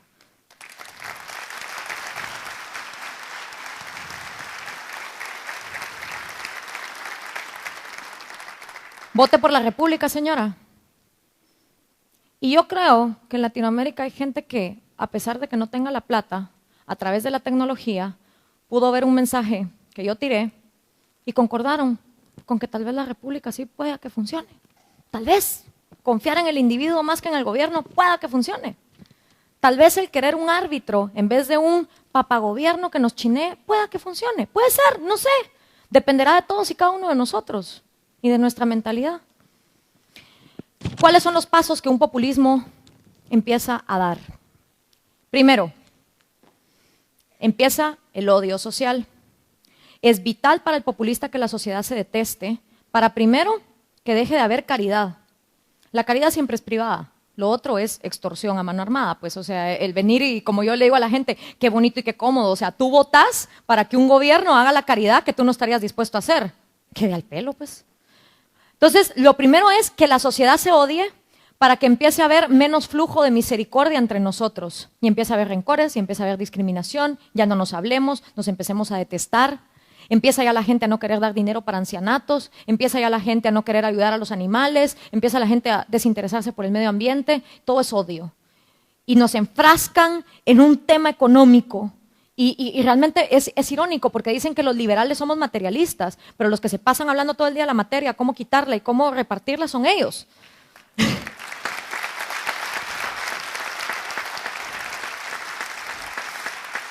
Los liberales realmente lo que queremos es que haya libre mercado, se respete la propiedad privada para que entonces podamos pasar a otras esferas de la vida. Podamos leer poesía, podamos viajar, podamos intelectuar, ser más intelectuales, estar con nuestros hijos, leer un cuento, tener otra cosa que hacer que nos está pesando todo el día. La economía, la crisis, la escasez, la falta, la ausencia, esa paranoia en la que nos meten, porque solo les importa lo material, porque sus vidas son tan vanas y tan vacías, por lo mismo que les expliqué en el discurso, en el círculo del populismo, que realmente dicen, es que los liberales, los materialistas, perdón, pero los que se pasan enfrascados en el tema económico son ustedes. Nosotros lo único que pedimos es que se respeten las reglas, que haya libertad de comercio y así, cuando la economía fluya, gracias, ya me puedo ocupar de tener una vida que tiene tantas cosas maravillosas aparte de la economía. ¿Ya? Entonces, ese es el reto en el movimiento cívico nacional. Después del odio, el populista empieza a ganar elecciones, porque empieza a prometer lo incumplible. Les prometo un puente, aquí no hay río, no importa, les prometo el río. Les prometo que Guatemala va a llegar al mundial, dice por ahí un candidato. Sí, dice todo el mundo, porque Guatemala tiene esta obsesión con el fútbol, no entendemos que no somos buenos para eso, que tenemos otras áreas donde somos mejores, pero no. Les prometo crecer 16% el PIB económico en cuestión de un año. ¿Quién? Pero ni los chinos, que vienen planificando su economía desde los años 70. Se empiezan todas estas promesas absurdas a través de las cuales accede al poder. Una vez en el poder, legislativo. Ese es el primer ataque. En el legislativo no puede haber oposición, no puede haber diputados que digan, perdón, pero ¿cómo así que vamos a empezar a expropiar? Perdón, pero ¿cómo así que vamos a empezar a cerrar medios de comunicación? No, eso no conviene. Entonces, dos cosas. Llamás a todos los diputados y pasás cuanto se pueda a nuestro partido y que haya transfugismo masivo, o los mandamos a matar, que ha sido el caso también cuando asesinan a algunos diputados, o gustosamente los invitamos a renunciar por una módica cantidad de dinero, o cualquiera de estas opciones. A la larga el resultado es el mismo, tener un legislativo donde la mayoría sea del Ejecutivo y empiezan a pasar las leyes que les da la gana, tal cual aztecas, incas y todos los demás.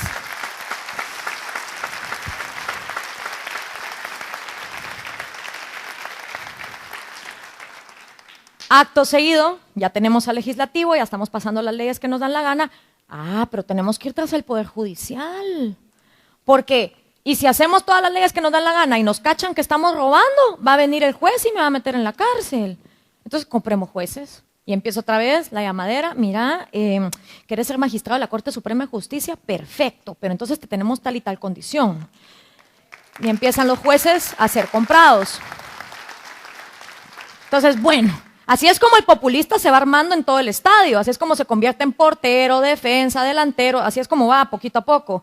Y entonces, ya tengo ejecutivo, ya tengo judicial, ya tengo legislativo, pero me falta la prensa, porque si la prensa empieza a decir que yo estoy robando, no.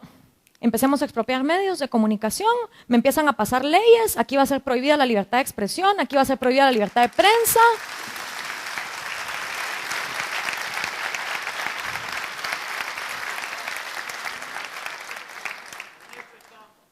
En eso estamos, dicen aquí.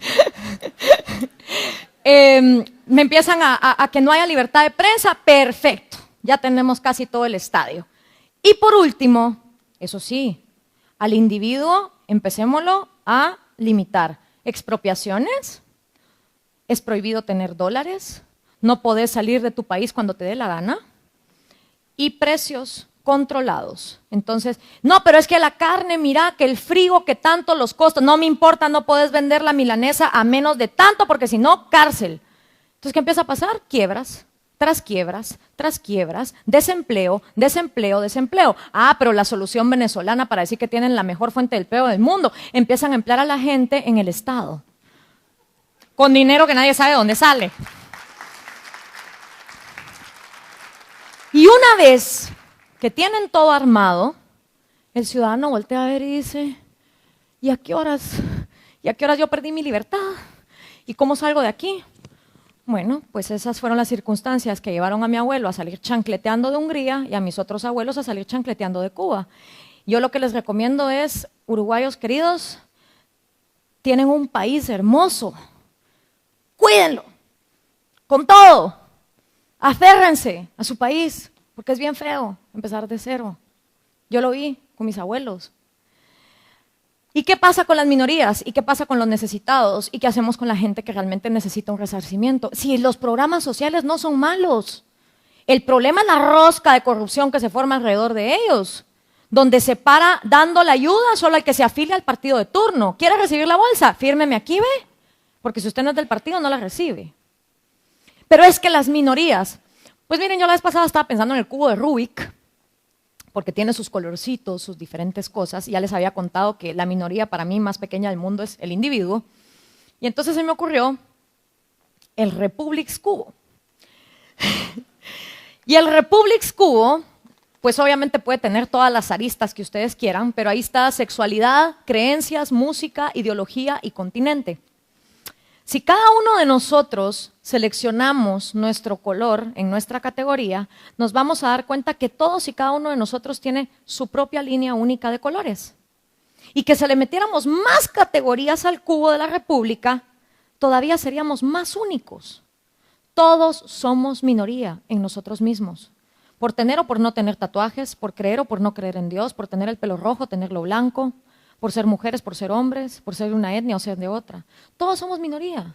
Y dentro de esos grupos minoritarios, como dicen en Guatemala, los derechos de los indígenas, sí, y salen los indígenas a manifestar por los derechos de la minoría, pero entre esos indígenas estoy segura que una niña de 14 años puede estar harta de vestirse con el corte y con el huipil, mientras otra lo porta con el orgullo de su vida. Y está bien, si cada uno tiene derecho a decidir, pero que me digan que un colectivo piensa igual a todos los demás, no me la creo, señores, porque este cubo nos demuestra que cada uno somos únicos en cómo somos y eso no tiene nada de malo. Somos una minoría en nosotros mismos y por eso los derechos individuales, que son la minoría más pequeña, son los que necesitamos que se respeten. ¿Qué hacemos en el MCN para volver esto realidad? Tenemos un proyecto para rescatar la República que se llama La Cantera. La Cantera, como la cantera del Real Madrid y el Barça, es un proceso para ir buscando a los mejores líderes políticos de Guatemala.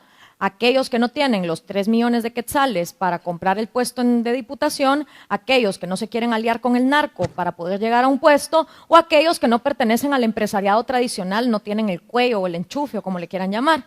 Entonces vamos por todo el país localizando a estas personas. Primero entregan su hoja de vida, cualquier guatemalteco puede aplicar.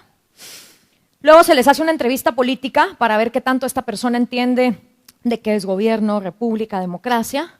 Luego se someten a un polígrafo y antecedentes policíacos. Entrega de cuentas bancarias, enseñan cuáles son sus bienes y sus saberes, porque claro, es más fácil cachar a un político que robó si de antemano sabes lo que tenía antes de ser político. Entonces ya cuando sea político ya le decís, ¿y ese yate?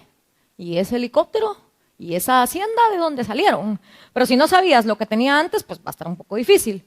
Y luego, por supuesto, pruebas psicométricas y psicológicas, porque se necesita mucha inteligencia emocional para el día que lleguen y te digan, bueno, aquí hay 5 millones de dólares, ¿me vas a pasar tal ley? Ey, pero es que eso viola el derecho. No me importa, la vas a pasar. Entonces, se necesita mucha inteligencia emocional para venir y decir, no, gracias vos. Mis motivos políticos no son económicos, para eso hago dinero de mi propia bolsa. Mis motivos políticos son tener un gobierno más limpio, tener a la gente mejor. O sea, yo les digo una cosa, mis intereses egoístas en la política son porque ya estoy harta de vivir entre jóvenes ignorantes, pesimistas, con baja autoestima, narcos, mareros, gente que discrimina.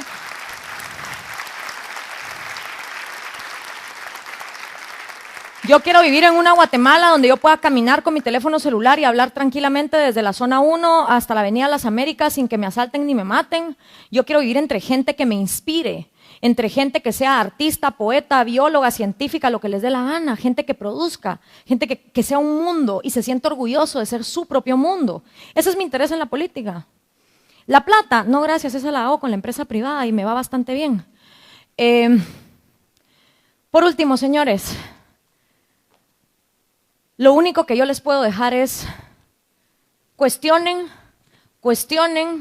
lean y apuéstenle mucho a que las generaciones que vienen más abajo que nosotros lo que necesitan es sentir que este mundo es de ellos, para ellos y por ellos. Y que todos y cada uno de ustedes son capaces de administrar su propia vida y que nadie los conoce a ustedes mismos más que ustedes mismos. Cada uno conocemos nuestras motivaciones, cada uno conocemos nuestras capacidades. Entonces, no permitamos que cualquier persona nos venga a hablar por hablar, a meternos estos conceptos. Preguntémonos, ¿quién es pueblo? ¿Quién es antipueblo? Preguntémonos qué es lo que realmente queremos para nuestro país. Y si en algo yo puedo contribuir con el mensaje que di o esta conferencia que estoy dando, créanme que me tienen a las órdenes, han sido un público maravilloso y créanme cuando les digo, tienen un país que yo admiro, que es referente de Latinoamérica. Volteen a ver lo que hay en la región y agarren lo que a ustedes más les guste para ser individuos libres, empoderados y responsables. Muchas gracias.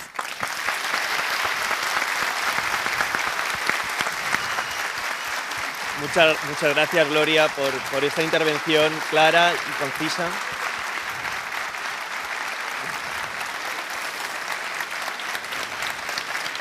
Muchas gracias.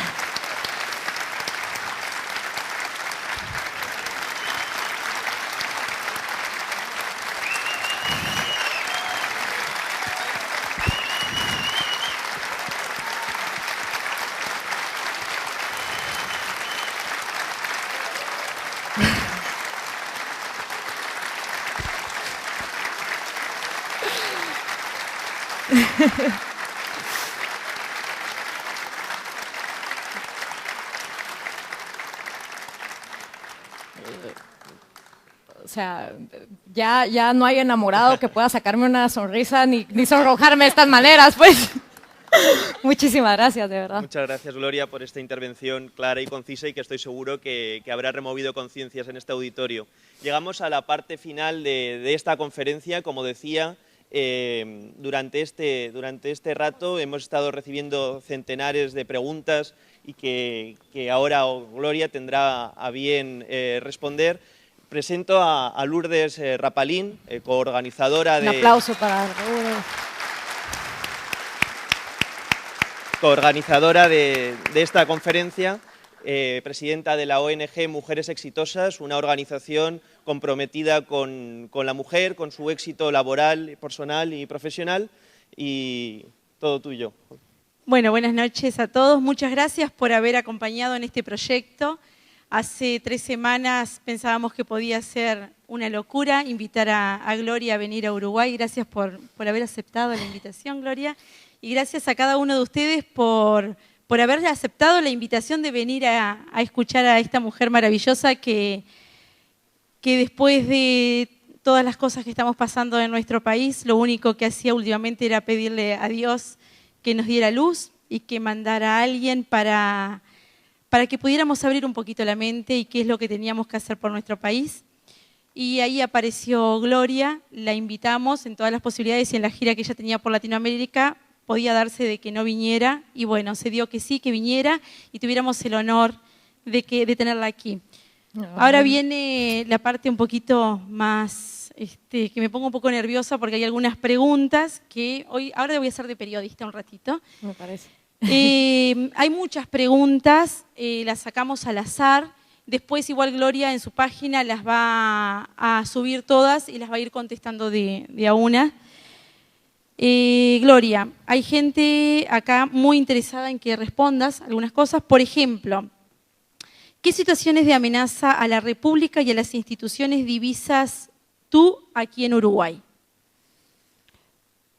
Creo que la peor amenaza que puede tener que la República triunfe es la relatividad de los derechos. Es decir, la vida vale, sí, pero depende de la vida de quién. La propiedad vale, pero depende de la propiedad de quién. Y la libertad igual, pero depende qué libertades y las de quién. En el momento en que relativizamos los derechos, la República se ve amenazada. La República se ha visto amenazada históricamente, se vio amenazada en el Imperio Romano, se ve amenazada en Star Wars, con el Death Star y con Darth Vader, que aunque uno diga, es una película de ciencia ficción, pero nos enseña realmente las causas fundamentales que hacen a una república caer. Puntualmente con Uruguay creo que una ley que trate de restringir la libertad de expresión puede amenazar la república.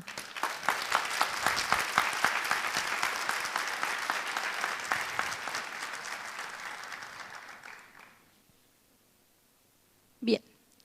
Gloria. No voy a nombrar, porque le firman a las preguntas, pero no lo voy a nombrar. Gloria, ¿ves al Frente Amplio Uruguayo como un partido clásico populista por sus políticas sociales y forma de comunicación? Tenés que sentirte en la libertad de que si alguna de las preguntas no querés responderlas, podés decir o porque no lo sabés o porque preferís no. ¿Sí? Desconozco si los programas sociales uruguayos están llevándose con la contabilidad transparente, donde uno sepa que cada centavo que entra, a dónde llega a parar. Creo que, o sea, nuevamente, los programas sociales existen en todas partes, pero lo que los hace republicanos o no republicanos es la transparencia con lo que los mismos se hagan, si el gasto realmente está justificado, y eso es lo que los ciudadanos debemos vigilar. O sea, si nosotros somos los que estamos poniendo el dinero, que no se nos garantice a dónde está llegando. En la manera de hablar, algunas herramientas que he escuchado de división social para ocasionar odio sí han sido parte de algunos de los discursos que he podido escuchar. Bien, ¿cómo puedes identificar, creo que esto ya lo dijiste, pero estaría bueno repetirlo, lo que viene a ser como un manual, cómo se puede identificar un gobierno populista y cómo evitarlo. Utilización de conceptos vagos como pueblo, antipueblo, una cooptación del legislativo donde ya no haya una oposición real, compra de jueces, un organismo judicial adormecido que es incapaz de dar justicia no al ciudadano, sino ya en general tampoco enjuiciar al gobierno. Definitivamente toma de control de los medios de comunicación para terminar con empezar a reducir las libertades de comercio, de expresión y de movilización de sus ciudadanos. Bien, ¿ves bien que un ciudadano diga, haga uso de su voto y diga, voto, pero a mí la política no me interesa? Hay un dicho muy bueno y ha sido de varios autores que dice, aunque a ti la política no te interesa, igual te para afectando. Porque cada vez que tu mamá se queja de que los precios subieron en el supermercado, o que asesinaron a un amigo, o que robaron un teléfono, o cualquier cosa, tiene que ver con la política, directa o indirectamente. Entonces, si a ti no te interesa la política igual sigue afectando tu vida. Y uno puede vivir con la realidad de saber que a uno no le interesa, pero por lo menos aceptar la realidad de que igual te está afectando. Bien. ¿Qué opina de los monopolios estatales bajo un gobierno populista? En general pienso que los monopolios anulan el instinto de competitividad y en lugar de hacer que la competencia se vuelva de a ver quién tiene el mejor producto al precio más barato, la competencia se vuelve a ver a quién opaco, a quién aplasto y a quién no dejo comerciar para yo sí poderlo hacer. Entonces, sean monopolios estatales o sean monopolios privados, creo que aniquilan las posibilidades de creación de riqueza en otros por el beneficio de unos pocos. Bien, la última pregunta que vamos a hacer esta noche, ¿por qué sería tan importante mantener la República y en qué me favorece como ciudadano? Si tú buscas y tú sostenés que tú como individuo tenés derecho a vivir la vida que tú proyectes para ti mismo, y si tú reconoces que tu vida, que tus libertades y que tu propiedad valen lo mismo que vale para otro tener esos, te conviene defender la República. Si a ti no te gusta que te metan en colectivos, si a ti no te gusta que te encasillen, si a ti no te gusta que se usen prejuicios en contra tuyo, te conviene una república. Si a ti lo que más te interesa que un gobierno te dé es seguridad y justicia, te conviene una república.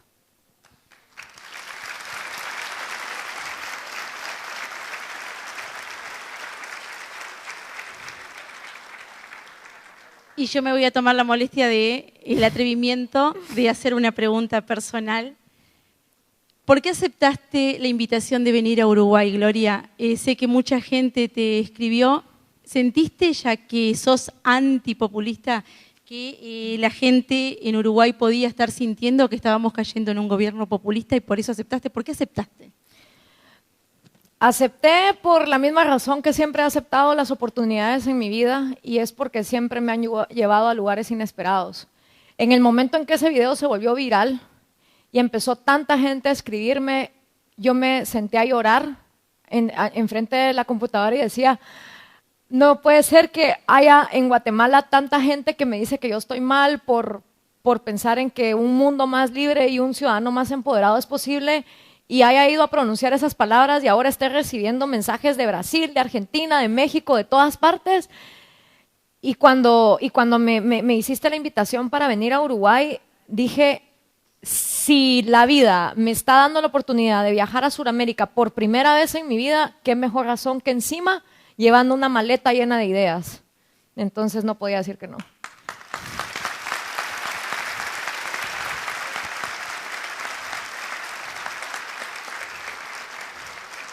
Gracias por haber aceptado la invitación, Gloria. Que Dios te siga utilizando en este camino, que te bendiga mucho. Y gracias a cada uno de ustedes por haber venido, por haber aceptado. Y esperemos que esto nos sirva a todos para abrir un poquito más la mente, para tener más luz y para saber qué decisión tomar cada vez que debamos hacer uso de nuestra democracia. Gracias. Muchas gracias, Lourdes.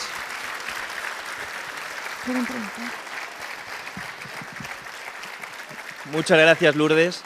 Un agradecimiento de nuevo muy especial a Gloria, que ha sacrificado sus compromisos profesionales durante esta semana para acompañarnos aquí desinteresadamente, y también a Lourdes Rapalín por confiar en la Red Iberoamérica Líder para organizar esta serie de conferencias durante esta semana y por el esfuerzo que ha hecho por estar hoy aquí también. Quiero invitar a Roel Botar y a Cristian Núñez a subir al escenario como fundadores de la Red Iberoamérica Líder.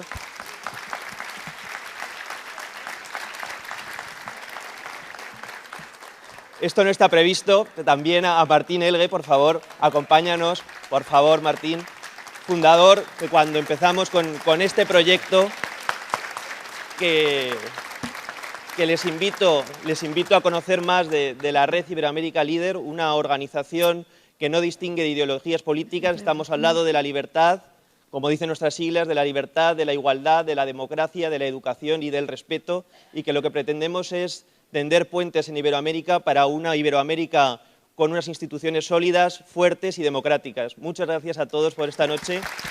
Un placer. Muchas gracias.